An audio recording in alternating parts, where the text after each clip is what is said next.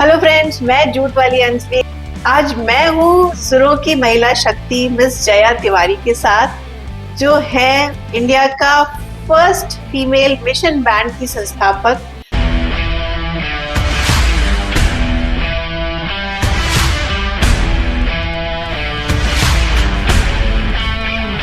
Ma'am, jute for life के podcast में आपका स्वागत है। Thank you so much Anjali ji. Jute for life social की ये पहल है कि हम समाज को समाज के लोगों से जोड़ते हैं समाज की बेहतरी के लिए।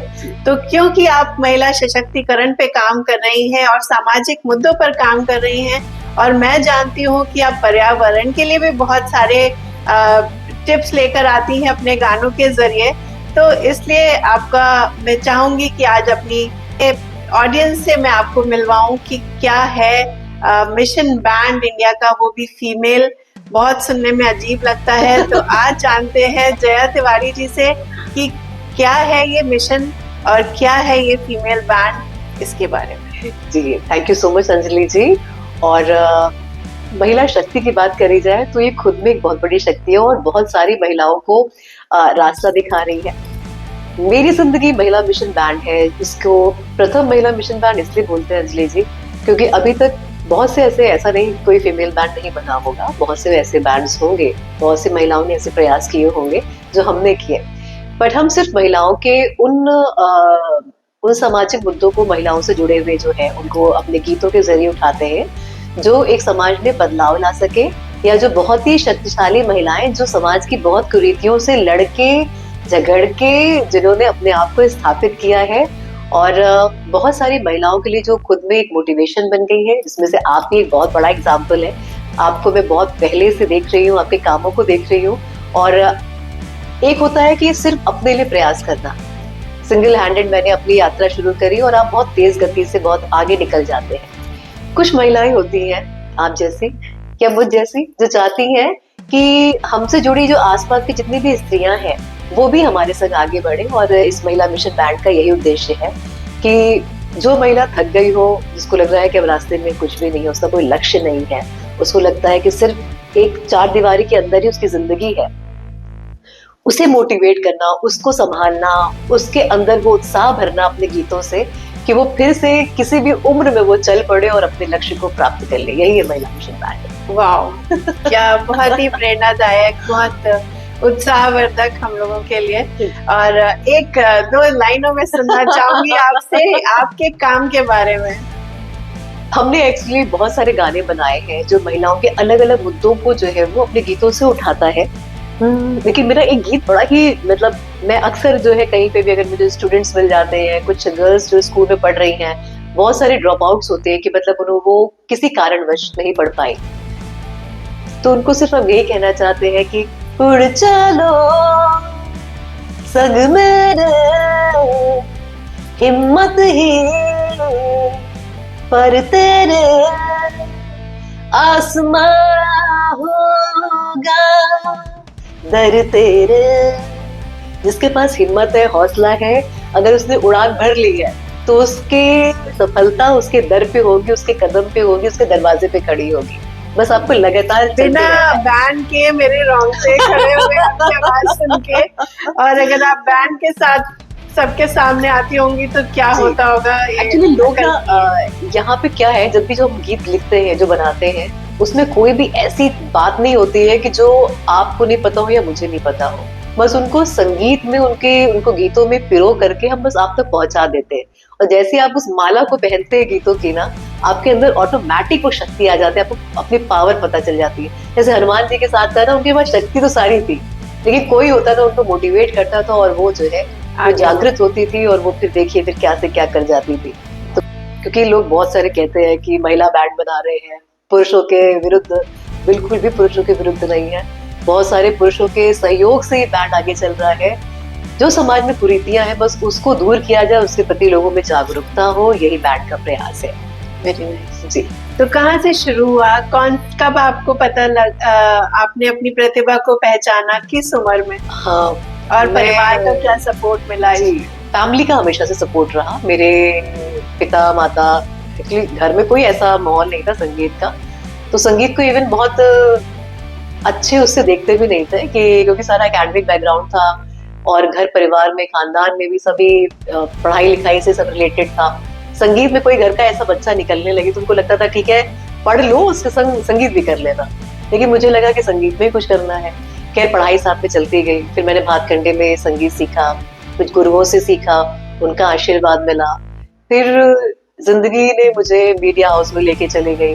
फिर मैं एक ऑल इंडिया रेडियो में एज आरजे मैंने काम किया। उसके बाद मैं एक कमर्शियल चैनल रेड एफएम में चली गई, वहां पे मैंने काम किया। उस दौरान मैंने बहुत सारे बैंड्स भी देखे, जिसमें ये था कि मुझे जो चीज अच्छी कम लगती थी कि हम किसी और का क्रिएशन लगातार गाते रहते थे और उससे हम अपनी दुकान चलाते थे।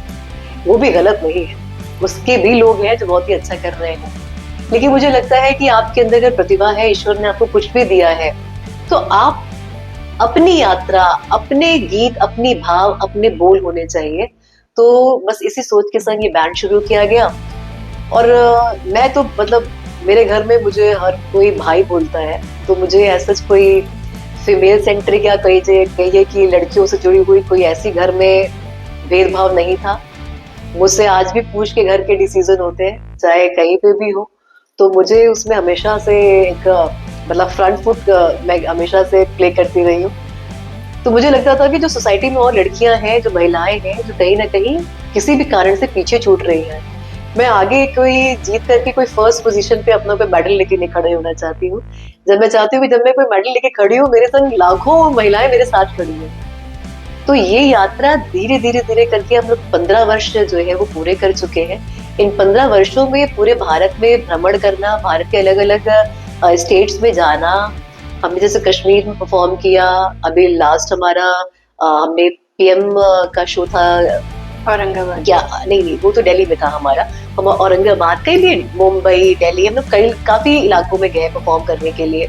हम लोग कई रिमोट एरिया में भी गए जहाँ पे हमें घूंघट में बैठ के, आज के भी टाइम में कहा जाए तो घूंघट में बैठ के औरतों ने हमारे प्रोग्राम्स को सुना। लेकिन मैं चाहती हूँ कि अगर आप मान लीजिए कोई रिचुअल है आपका, आपको घूंघट डालना भी है, कुछ ऐसा है, पर उसके साथ जो है ना आपका कोई भी चीज रुकनी नहीं चाहिए। आपकी आपकी ना प्रतिभा रुकनी चाहिए, ना आपका कोई उद्देश्य रुकना चाहिए। आप अपने रिचुअल्स के संग, रीति रिवाजों के संग कैसे आगे बढ़ सकती हैं, सशक्त हो सकती हैं और सशक्त कर सकती हैं आसपास की महिलाओं को, ये उद्देश्य लेके हर एक स्त्री को चलना बहुत चाहिए। बड़ा मैसेज आप दे गई हैं, जाने अनजाने। शायद बहुत सी महिलाओं को छू जाएगी ये बात। जी जया जी, मुझे अपनी चुनौतियां तो पता है, जूट की लाइफ में क्या क्या आई, और 15 साल मुझे भी हो गए। बट आपकी लाइफ में क्या क्या चुनौतियां आई? क्योंकि सबसे बड़ी तो समझ आ रहा है कि आपने 15 साल पहले शुरू किया ये बात, जी जी जी, जबकि शायद महिला बैंड नाम ही सोचना अजीब लगता था जी, और जी, कल्पना से परे था सबके लिए। हाँ जी। तो क्या चुनौतियां आपको फेस करनी आपने पड़ी? कहा ना कि इसको सुनना ही बड़ा अलग सा है। जब हम ये बैंड की बात करते थे कि कोई महिला बैंड, तो उनको लोग मंडली सोच लेते थे कि कुछ औरतें जो है अपना ढोलक बजीरे पे या कुछ भी करके, जैसे घरों में हम लोग अपना करते हैं वैसे चल रहा होगा। हमने जब शुरुआत करी थी तो एक हमारे पास बहुत ही लोकल एक हमारे पास अकॉस्टिक गिटार था और कुछ भी नहीं था। हमारे पास थे चम्मच, हमारे पास थे कटोरी, बेलन, चिमटा, ये सब थे। इसी से बैंड की शुरुआत हुई, जो एक हर एक महिला से बचपन में जैसे ही वो बच्चा खाने पीने लायक, चलने लायक हो जाता है, उसको अपनी माँ हमेशा किचन में दिखती है और उसके पास बेलन चिमटा दिखता है। तो इसी सब चीजों को अपने बैंड से जोड़ करके मैंने रखा। और आज भी हम कहीं भी, इवन हमने अभी अपना लास्ट जो दिल्ली में शो किया, पीएम साहब का शो था ज्ञान भारतम, उसमें भी हम अपना ओखल, चिमटा, बेलन लेकर के गए थे और लोगों के लिए बड़ा ही मोटिवेशनल था कि क्या इन चीजों से भी हम म्यूजिक निकाल सकते हैं, इन चीजों को भी हम संगीत के लिए इस्तेमाल कर सकते हैं। और इन चीजों को यूज करने का सिर्फ उद्देश्य है कि जो महिला किचन में है वो भी बड़ी सशक्त है। तो वो कितनी सशक्त है, उनको मेरा जो है वो प्रणाम है कि आज भी ऐसी स्त्रियां हैं जो सिर्फ और सिर्फ अपने उस परिवार के लिए अपना पूरा जीवन समर्पित कर देती हैं, कि उनको लगता है कि सिर्फ सब कुछ उनका वही है, वही उनकी दुनिया है।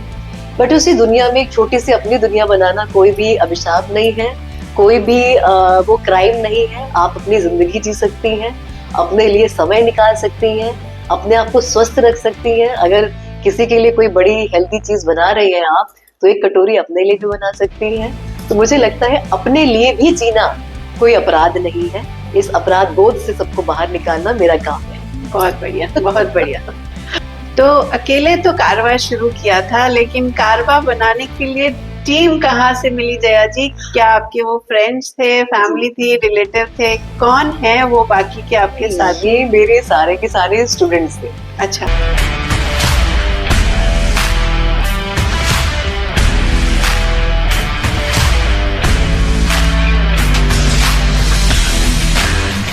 जैसे मैंने अपनी इस बात को साझा किया कि मैं कुछ ऐसा करना चाहती हूँ, तो गुरु को शिष्य इससे बड़ी क्या भेंट दे सकता है कि वो उसके लक्ष्य में उसके साथ जुड़ जाए। और इतनी शिद्दत के साथ, इतनी ईमानदारी के संग ये बच्चे मुझसे जुड़े कि आज हम 600 शो को करके पूरे भारत में भ्रमण करके बड़े खुद को गौरवान्वित महसूस करती हूँ मैं खुद को, कि जिनको मैंने चुना या जिन्होंने मुझे चुना, हम एक दूसरे के संग बड़ी ही मजबूती के साथ जुड़ करके कार्य कर रहे हैं। लोग कहते हैं ना कि स्त्रियों के संग जुड़ना, उनका एक टीम में काम करना बड़ा मुश्किल होता है। तो मुझे लगता है कि झूठ वाली अंजलि जी या मैं दो एक ऐसे एग्जाम्पल है जो महिलाओं को लेके चल रहे हैं। मैं अक्सर कुछ ऐसे कोट्स डालती रहती हूँ, तो आज ही मैंने कोट डाला था कि अगर किसी के संग रिश्ते बना के रखने हैं तो पहले ये प्रायोरिटी होनी चाहिए कि उससे मुझे रिश्ता बनाना है तो उसकी कुछ कमियों को छोड़ दीजिए। अगर कमियां पकड़नी है तो रिश्तों को छोड़ दीजिए। तो सोसाइटी में या लाइफ में कुछ आगे बढ़ना है तो कुछ अपने इन चीजों को, इसके प्रति आपकी क्लैरिटी होना बहुत जरूरी है। तो मैंने बहुत सारे बहुत ही अच्छे रिश्ते कमाए हैं और मैं उसके लिए ईश्वर का धन्यवाद देती हूँ। कैसा होगा अगर आपके बैंड पर एक फिल्म बनती है तो उसका आप नाम क्या रखेंगे और आप किसे चाहेंगे कि आपका रोल वो निभाए, या आप खुद ही अपना रोल निभाना चाहेंगे? एक्चुअली अगर हम पे फिल्म बनती है तो मुझे लगता है कि हमारे बैंड के लिए या अगर मेरा किरदार निभाने के लिए, मैं आज के टाइम में चाहती हूँ कि उसको आलिया भट्ट उसे प्रेजेंट करे। Very nice. और क्योंकि वो एक यंग फेस है और जब हमने शुरू किया था तो हम सब उसी उम्र में थे। फिल्म का नाम भी मेरी जिंदगी रखेंगे। बिल्कुल। नो डाउट इस फिल्म का नाम भी मेरी जिंदगी होगा। और मेरी जिंदगी इसलिए क्योंकि वो आपकी जिंदगी है। जब भी आप कहते हैं ना इस बैंड का नाम लेते हो मेरी जिंदगी, तो हर जिंदगी का रिफ्लेक्शन है मेरी जिंदगी बैंड। और मैं चाहती हूँ, क्योंकि हम बहुत कमर्शियल एंगल से नहीं सोसाइटी में उतरते, तो हो सकता है हम सोशल मीडिया पे इतने एक्टिव नहीं है क्योंकि सबकी अपनी अपनी प्रायोरिटीज हैं, अपनी जॉब है, अपने काम है। तो जब फुल फ्लेजेड हम इस पे उतरेंगे तो शायद हर एक मोबाइल पे बैंड दिख रहा होगा और आप हमें पहचानते भी होंगे। बट आई एम श्योर अगर आप सोशल मीडिया पे उतर आते हैं तो आपके लिए एक सेकंड करियर ऑप्शन बिल्कुल, मतलब दिल खोल के खड़ा होगा और आपको कोई एफर्ट नहीं करने पड़ेंगे। आपका एक गाना और उधर लाखों व्यूज हो जाएंगे। एक सॉन्ग हम लोग लेकर के आने वाले हैं, उसके पीछे बहुत सारी स्टोरीज है। लिपस्टिक लिपस्टिक एक ऐसा सॉन्ग है अंजलि जी कि मैं अपनी माँ से बात करती हूँ, शी इज नियर 80। वो कहती है कि हमारे टाइम में लिपस्टिक नहीं थी, स्टिक्स तो हुआ ही नहीं करती थी, तो वो लाल रंग लगाती थी, घोलती थी और उसको जो है जो पैर में लगाते थे, कहते थे हम लोग आलता भी जो है वो होठ पे लगा लेते थे। हम लोग को इतना चार्म था कि कोई ऑरेंज या रेड, दो ऐसे कलर्स थे जो उस टाइम में भी मिलते थे और औरतें उस टाइम में भी लाली लिपस्टिक लगाती थी। सोचिए इतनी पुरानी प्रथा है लाल गुलाबी होठों को करने का, और ये खुद में कितना कॉन्फिडेंस देता है, कितना अच्छा लगता है। हम लोग भी कुछ होता है लगता है कि अच्छा जरा लिपस्टिक लगा लेते। अगर कोई आया है तो लगता है कि थोड़ा काजल लगा ले, थोड़ी लिपस्टिक लगा ले, बिल्कुल फ्रेश लगेंगे। तो मुझे लगता है कि इस चीज को भी सोसाइटी किसी न किसी एक चीताकशी में किसी कुछ फ्रेम है, ऐसे लोग करते हैं इस चीज को कि अगर ऐसी लिपस्टिक लगाती है तो ये स्त्री ऐसी है। तो उसके कैरेक्टर को जो है उसकी चीर फाड़ करना सिर्फ लिपस्टिक से, सिर्फ काजल से, सिर्फ उसके मेकअप से, मुझे लगता है ये कहीं ना कहीं स्त्रियों के संग ये मुझे लगता है आज के टाइम की समस्या है। लोग उसको गलत निगाह से देखने लगते हैं। तो गीत सबको पसंद आएगा, सबकी जबान पे चढ़ेगा। बहुत ही पैपी सॉन्ग है ये और जल्द ये सॉन्ग आप लोग सुनेंगे और आशा करते हैं कि आप भी अपनी लिपस्टिक की कोई ना कोई स्टोरी जो आपके घर परिवार में आसपास हुई हो आप हमसे जरूर शेयर करेंगे। बिल्कुल जी। ढूंढो खुद को, खुद से खुद में, खुद ही खुदा बन जाओगी, ढूंढो खुद को। रात अकेले संग ना सहेली, लंबी डगर थम जाओगी, जीती हारी बाजी खुद से एक दिन जीत ही जाओगी, ढूंढो खुद को। जिसने अपने आप को ढूंढ लिया उसको बाहर मोटिवेशन ढूंढने की, बाहर कुछ शक्ति ढूंढने की, बाहर कुछ भी ढूंढने की आवश्यकता नहीं है, सब कुछ अपने भीतर है।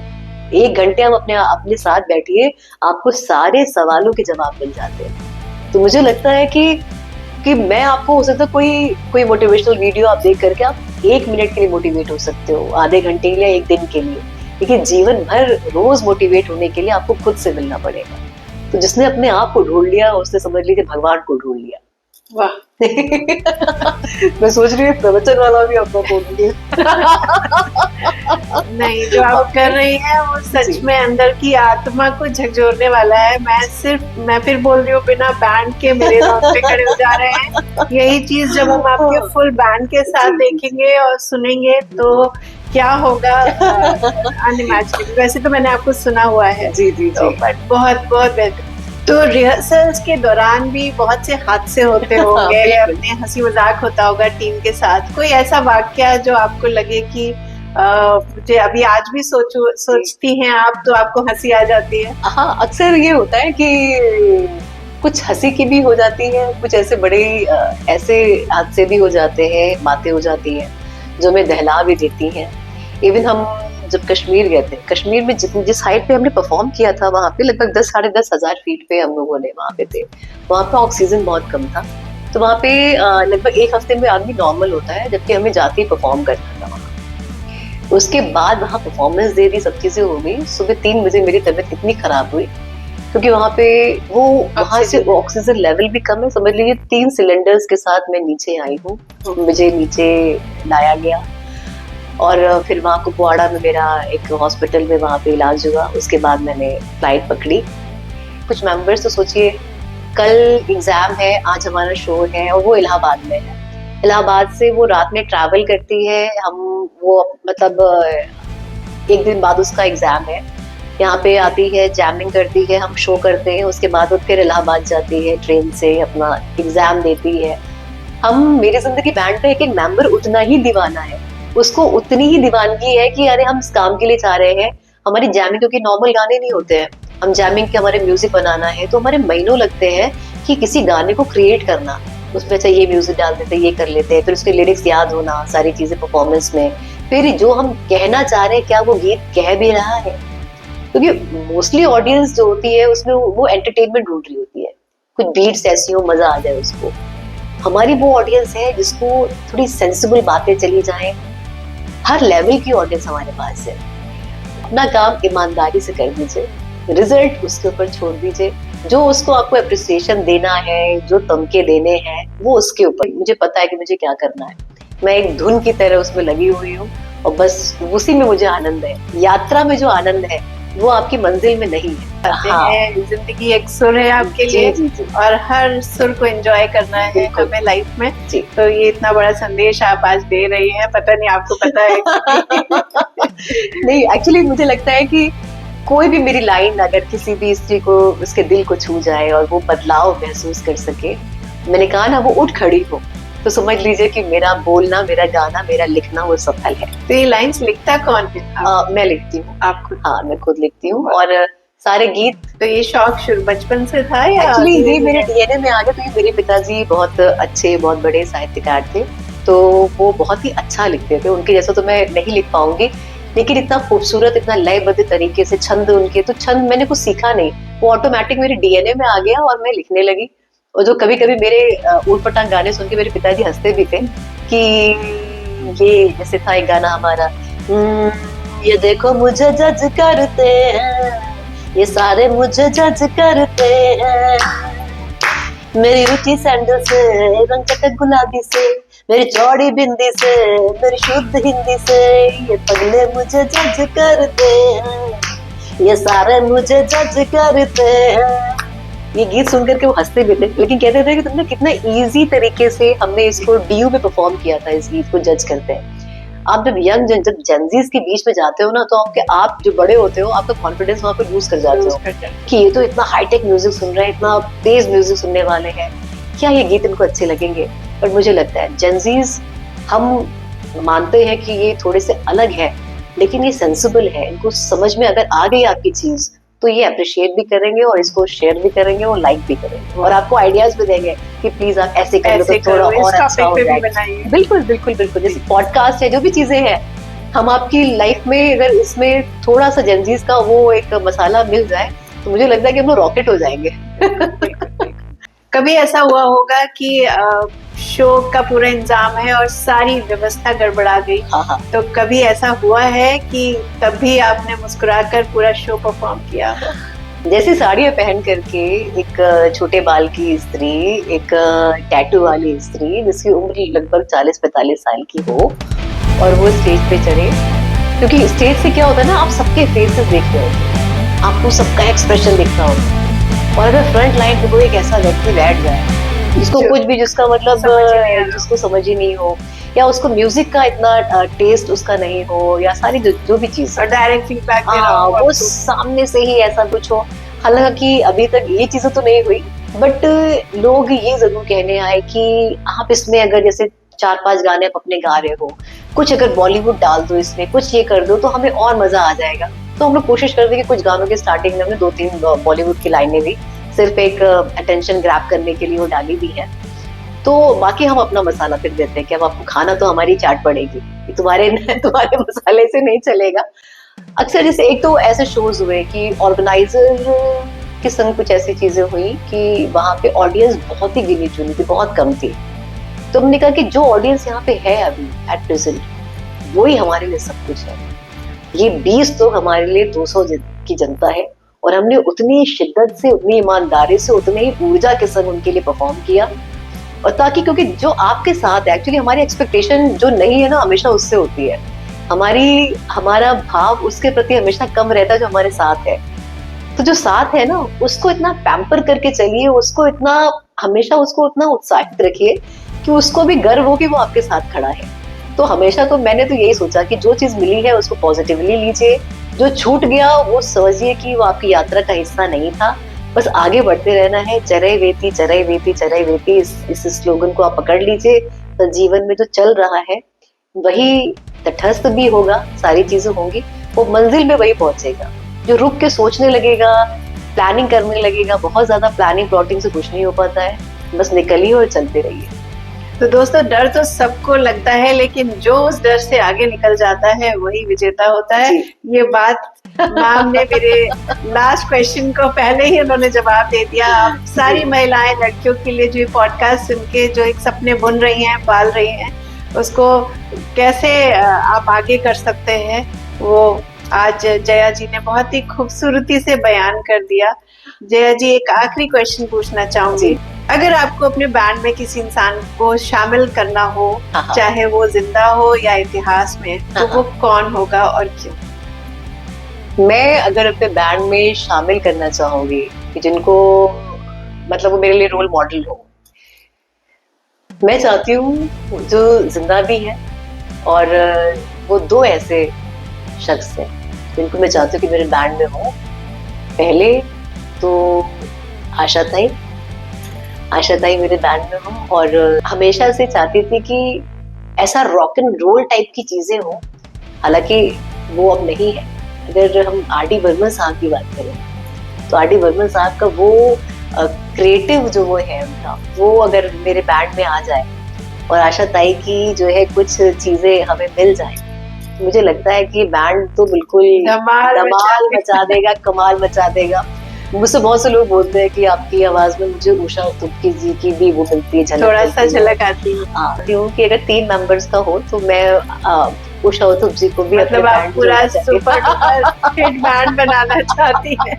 जी। तो बहुत अच्छा लगा आज आपसे बात करके, और एक मैसेज गा के दे दीजिए अपनी महिलाओं को, जो है जिनकी धड़कनें आज जो है तेज हो जाएं, और जो कुछ नहीं कर पा रही हैं और घर से निकलना चाहती हैं, अपने सपनों को साकार करना चाहती हैं, उनके लिए बस लास्ट लाइन। एक्चुअली क्या है कि कुछ स्त्रियां, उनकी सिचुएशंस जो है वो उसमें बेचारगी है, लेकिन कुछ स्त्रियों ने बेचारगी को बेचा भी।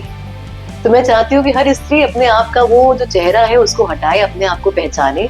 जिंदगी एक बार मिली है, दोबारा शायद ना मिले। तो कैसे लोग बेचारगी को बेच रहे हैं और कैसे हमें इससे निकलना है।